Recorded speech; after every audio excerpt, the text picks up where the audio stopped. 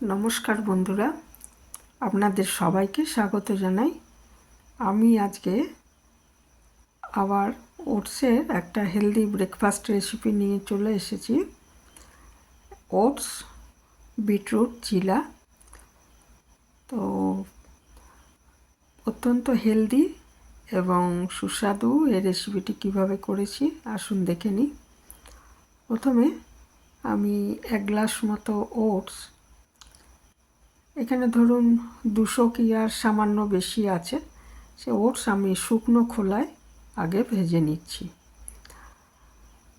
এটা কড়াইতে নিয়ে নিয়েছি। এবারে আমি এটা ওভেনে চাপিয়ে দিয়েছি আর ড্রাই রোস্ট একটু করে নিচ্ছি, শুকনো খোলায় ভেজে নিচ্ছি।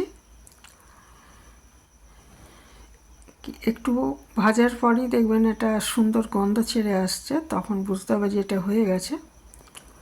তা ড্রাই রোস্ট করে এটাকে নামিয়ে ঠান্ডা করে নেব আগে। আর ওইটা যতক্ষণে ঠান্ডা হচ্ছে ততক্ষণ আমি একটা বিট খোসা ছাড়িয়ে নিয়ে নিয়েছি, ওটাকে গ্রেট করে নেব। আর এদিকে একটা চিজের টুকরো, সেটাও গ্রেট করে রেখে দিচ্ছি। চিজ না থাকলে পনির নিতে পারেন। এটার মধ্যে নিয়ে নিয়েছি 1 চামচ সাদা তিল। সাদা তিল হাড়ের জন্য খুবই ভালো, ক্যালসিয়াম আছে প্রচুর এর মধ্যে। আর ধনেপাতা, এই 3টে জিনিস মিশিয়ে রেখে দিচ্ছি। চিজ গ্রেট করে নিয়েছি, 1 চামচ সাদা তিল নিয়েছি আর একটু ধনেপাতা কুচি নিয়েছি। এটাকে আমি মিশিয়ে রেখে দিচ্ছি, এটা আমার পরে কাজে লাগবে। আর ওইদিকে ওটসটা ঠান্ডা হয়ে গেছে আর বিটও আমি গ্রেট করে নিয়েছি।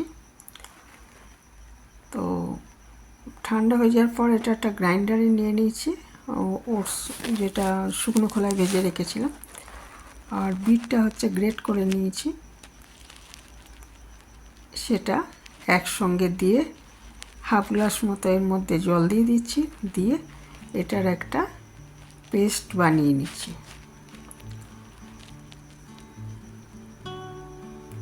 টুকরো করেও দেওয়া যেত, কিন্তু গ্রেট করে নিলে ভালো মতো পেস্টটা হবে, ওই জন্য আমি একটু গ্রেট করে নিয়েছি।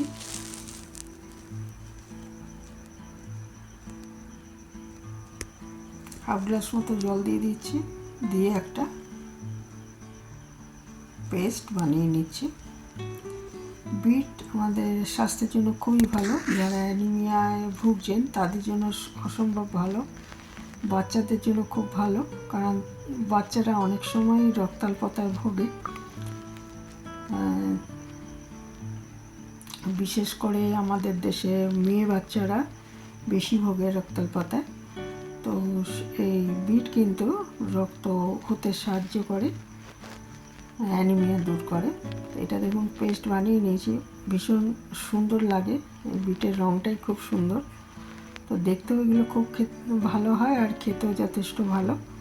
তো এইভাবে করে নিতে পারেন, সবার জন্যই ভালো হবে। এই পেস্টটার মধ্যে আমি বড় 2 চামচ বেসন দিয়ে দিয়েছি, যাতে এটা বাইন্ডিংটা ভালো হয় সেই জন্য। আর এটা মিশিয়ে নিচ্ছি। বেসনটা দেওয়ার পর সাথে সাথে মিশিয়ে নিচ্ছি, যাতে দলা না পেকে যায়।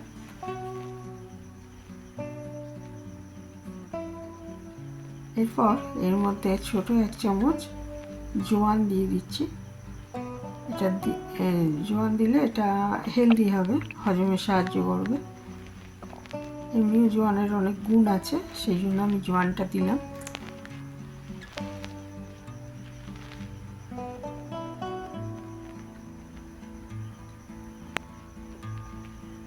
জলটা দিয়ে এর মধ্যে মিশিয়ে দিচ্ছি।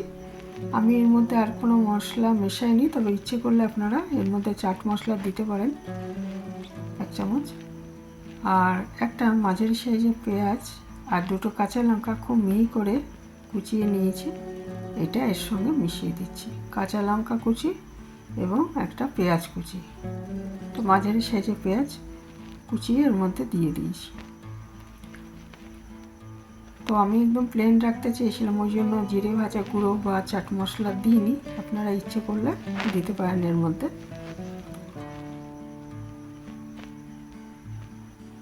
খুব ভালো মতো সব মিশিয়ে নিচ্ছি। আর এই চিলাটার সঙ্গে কোনো চাটনি, নারকেলের চাটনি বা তেঁতুলের চাটনি, পুদিনার চাটনি বা ধনেপাতার চাটনি ভালো লাগবে। কাসুন্দি দিয়েও খেতে পারেন। আমার আম কাসুন্দি ছিল, আম কাসুন্দি দিয়েও ভালো লাগছিল। গত বছর আম কাসুন্দি বানিয়েছিলাম, সেটা এখনও আছে, ভালো আছে। তো ওটা দিয়েও দেখলাম ভালো লাগছে খেতে। তো এটা খেতে পারেন আর কি, শুধুও খাওয়া যাবে। বাচ্চারা সস দিয়ে খেতেই পারে, তবে সস জিনিসটা খুব একটা ভালো নয়, কাজেই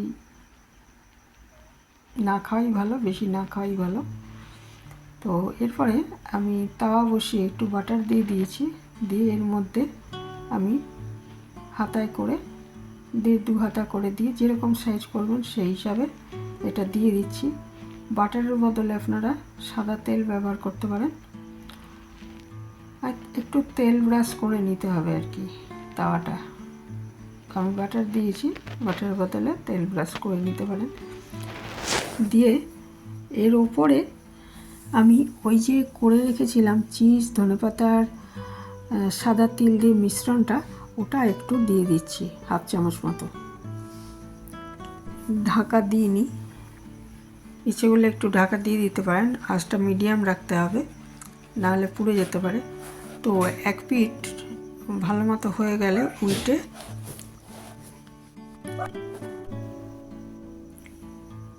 এক পিঠ হয়ে গেলে অপর পিঠটাও আমি ভেজে নিচ্ছি। এইভাবে উল্টে পাল্টে এটা মিডিয়াম আঁচে ভেজে নিতে হবে এবং এইভাবে সবগুলো ভেজে নিতে হবে।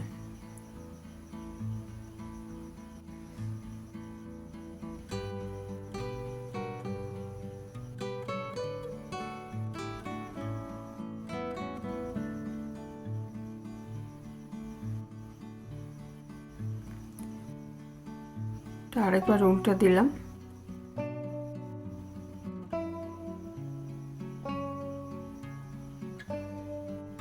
দু পিঠ ভালো মতো ভাজা হয়ে গেল, এবারে এটাকে তুলে নিচ্ছি।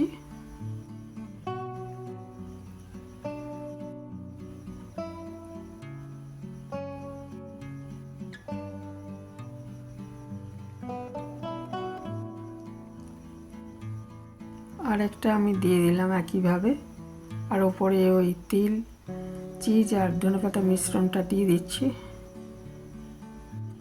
একটা পিঠ হয়ে গেলে, মানে ওপরটা যখন একটু শুকনো ভাব চলে আসবে, তখন বুঝতে হবে যে তলাটা হয়ে গেছে। তখন এটাকে উল্টে দিয়ে ভালো মতো 2 পিঠ ভেজে নিতে হবে। এইভাবে সমস্তগুলোই আমি ভেজে নিয়েছি।